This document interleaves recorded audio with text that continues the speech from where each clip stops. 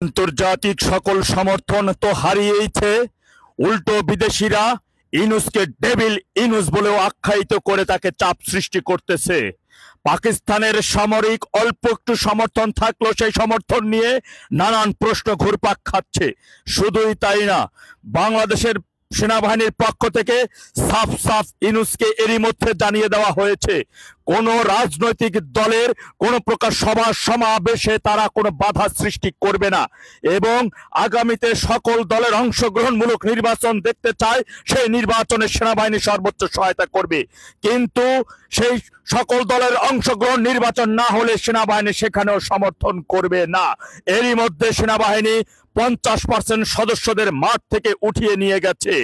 আর এই সর্বদিক থেকে কেন ডেভিল ইউনূস এখন অপকর্মের দিকে লিপ্ত হচ্ছে, সব শেষ সে হিংস্র কামড় দেওয়ার চেষ্টা করছে, যার কারণে যার ধারাবাহিকতায় জঙ্গি এবং প্রফেশনাল শুটারদের কর্তৃক তৈরি করা হয়েছে যে মিলিশিয়া বাহিনীর তারা পুলিশ সদস্যদের, দেশপ্রেমিক পুলিশ সদস্যদের হত্যার উদ্দেশ্যে তাদের মাঠে নামিয়ে এই দায় আওয়ামী লীগের উপর চাপানোর চেষ্টা করবে। যার গোপনীয়তা গতকালকে পুলিশের যে মিটিং হয়েছে রাজারবাগে, সেখানে যে সকল পুলিশ অফিসাররা উপস্থিত ছিলেন তার নথি এরই মধ্যে প্রকাশিত হয়েছে।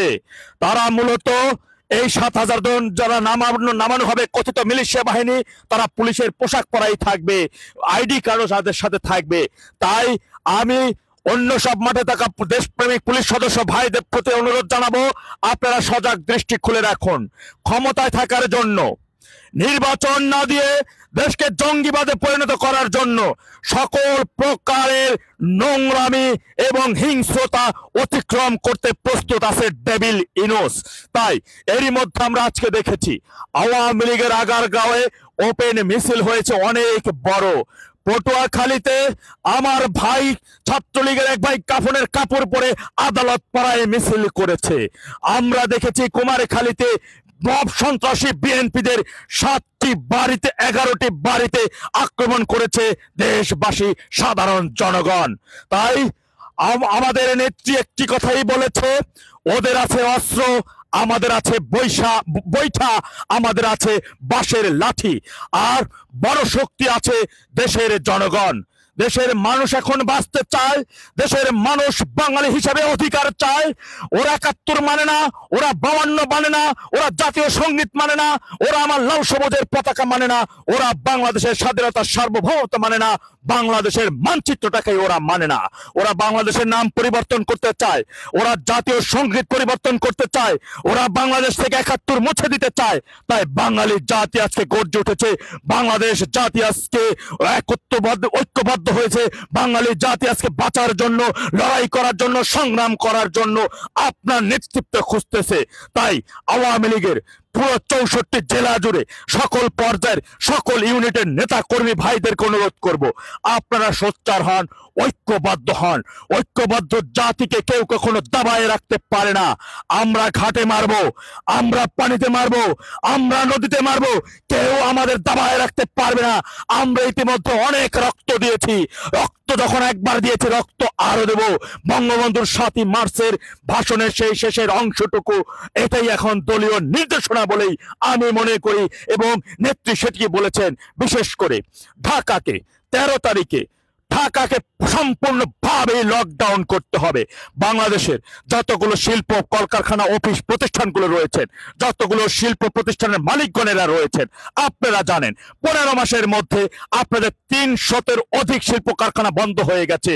50 লক্ষের অধিক শ্রমিক আজকে চাকরি হারিয়েছে।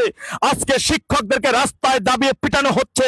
আজকে কলকারখানা বন্ধ হচ্ছে। অন্যদিকে এই যে গুজববাজ উপদেশ ওই ডাস্টবিন শফিক বলতেছে এইসব কারখানা বন্ধ হয়ে গেলে তেমন কোনো ক্ষতি হয় না, তেমন কোনো সমস্যা নাই। উল্টো তারা একের পর এক কারখানাগুলো আগুন লাগিয়ে জ্বালিয়ে পুড়িয়ে ছারখার করে দিচ্ছে। আপনাদেরকে বলবো, শ্রমিকদের রাস্তায় নামিয়ে দিতে হবে। আমার শ্রমিক ভাইরা, আপনাদের অধিকারের জন্য, বাংলাদেশ রক্ষার জন্য, বাংলাদেশকে এই শত্রু মুক্ত করার জন্য 1971 সালে আমাদের নেতা বঙ্গবন্ধুর ডাকে 7.5 কোটি মানুষ ঐক্যবদ্ধ হয়ে যুদ্ধ করেছিল বলে আজকের দেশ পেয়েছি। তার কন্যা জননেত্রী শেখ হাসিনা এখন ডাক দিয়েছে 71-এর হাতিয়ার গর্জে উঠতে হবে, আরেকবার বাংলাদেশকে পশ্চিম পাকিস্তান মুক্ত করতে হবে। বাংলাদেশের মানচিত্র নিয়ে আজকে যারা সিনেমিনি খেলতেছে ওদের বিরুদ্ধে সকলকে সোচ্চার হতে হবে। তাই আগামী 13 তারিখে সর্বশক্তি নিয়ে আমার গেরিলা বাহিনী ভাইয়েরা যারা রয়েছেন আপনাদের সর্বোচ্চটুকু ভূমিকা পালন করতে হবে।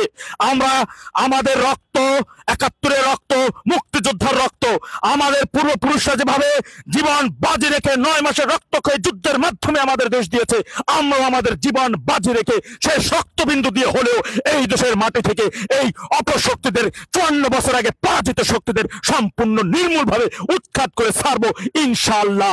সর্বোচ্চ প্রত্যয়, সর্বোচ্চ মনোবল দৃঢ় রেখে রাস্তায় নামতে হবে।